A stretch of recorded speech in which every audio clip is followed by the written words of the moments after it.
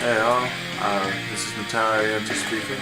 I just got home from work and decided to make a video first time in a while, just because something caught my eye that was very, should I put it, interesting.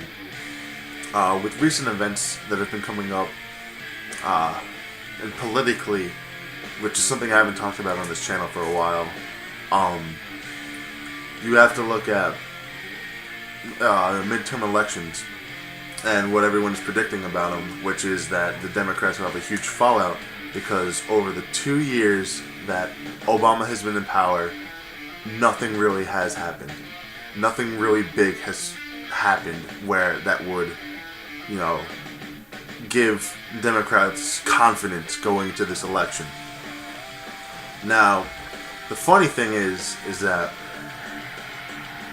if you look at the reasons why, it's because of the independence and the growing middle American movement trying to stop the tyrannical government from taking over everything because of the healthcare bill, the TARP funds, everything like that that makes it look like the government is taking over, that makes the government is truly interfering, and they twisted around and said that this is going to be the start of a tyrannical communist, socialist dictatorship led under Obama. Many racist and bigot acts are thrown in, such as claiming he's a Muslim, and many people have shamelessly talked about his race and his color, which is quite sad, but it's unavoidable in many instances. I mean, there are very, very many people who talk about how many minority Democrats voted for Barack Obama because he was a minority, and they believe it balances out, and I don't really agree with that, but I understand what they mean, where on both sides there was a lot of racism that was going on. The reason why I'm making this video is not specifically to talk about the two parties or to compare them or anything. What I'm here to talk about is when you look at what goes on in America, how hypocrisy can just pop right up in the weirdest places, like schools, for instance. I'm sure many of you have heard about the school in Mississippi who rejected a girl who rejected any homosexual couples, and specifically one girl questioned it and insisted that she be allowed to go with her girlfriend, and which the school rejected. Now many people would suck it up and deal with the fact that this is America, that this is unfortunately the way things are at now, especially in Mississippi and a lot of southern states. This one girl went up and asked the ACLU for help, and people pretty much knew that once they got involved, the school did not have a leg to stand on. They could not refuse this girl to go to a prom simply because she was homosexual. That would not be constitutional. That would not be morally correct.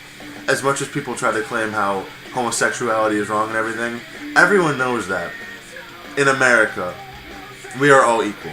No matter what your personal views are on people, when you go to something like a school or a court, everyone is equal. Everyone's under the same law book, everyone's under the same rules, and everyone has to follow them. Now, unfortunately, this school, what brought it headlines was not the fact that they banned homosexuals, because possibility is there's a lot of schools that do that.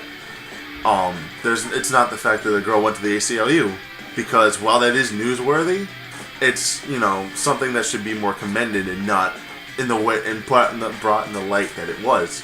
It's because the school used the most underhanded tactic I think I've ever heard when it comes to these kind of situations, in which they took it upon themselves to say that if there was going to be homosexual in their prom, a homosexual couple in their prom, that there would be no prom. And literally, that's what they did. They canceled the thing and encouraged the parents and students of other families that if they wanted a prom, they would have to organize it themselves. Now, here's the funny thing about it, is that, A, it's the most underhanded tactic for one reason. Everyone knows exactly why they're doing this. Because who, in the eyes of the people who are already biased against homosexuals and who supported that the school not allow homosexual couples in their prom to begin with, who looks like the bad guy in this example? Is it the school? Of course not. It's the girl for actually standing up for herself. For actually standing up for himself. They got everyone without a prom until something else happens.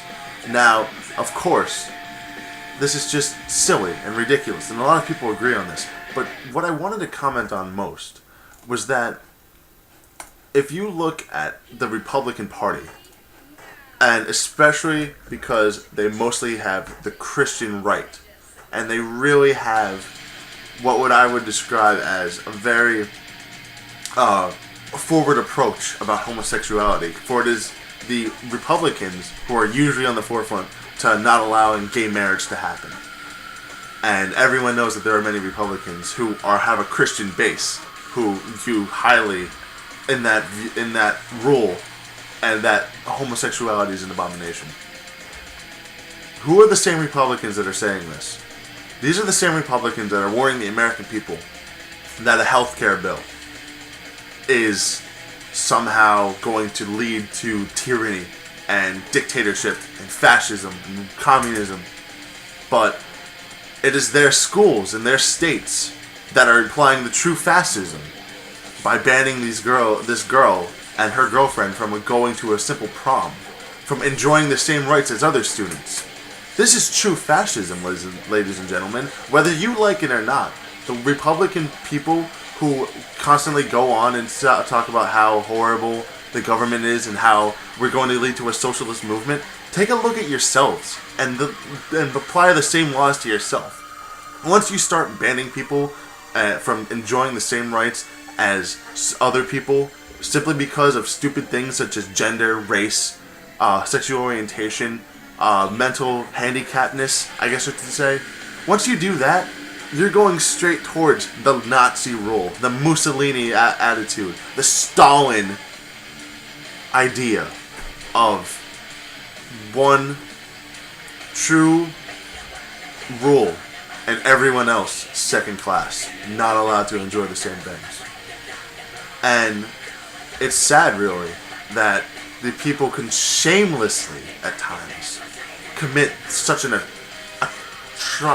atrocity, such irony that just screams at me sometimes. And it's just laughable at times. And any conservative that reports this, if you talk about Obama being a socialist, you should watch yourself, because you are walking the real fine line of hypocrisy. And not just walking it, I'm pretty sure that you dove headlong into it as if we're a brick wall. I'm Natalia Ariento, and those are my thoughts. I can't believe what is going on in America right now. Fascism by the people who cry fascism on others. Have a nice day.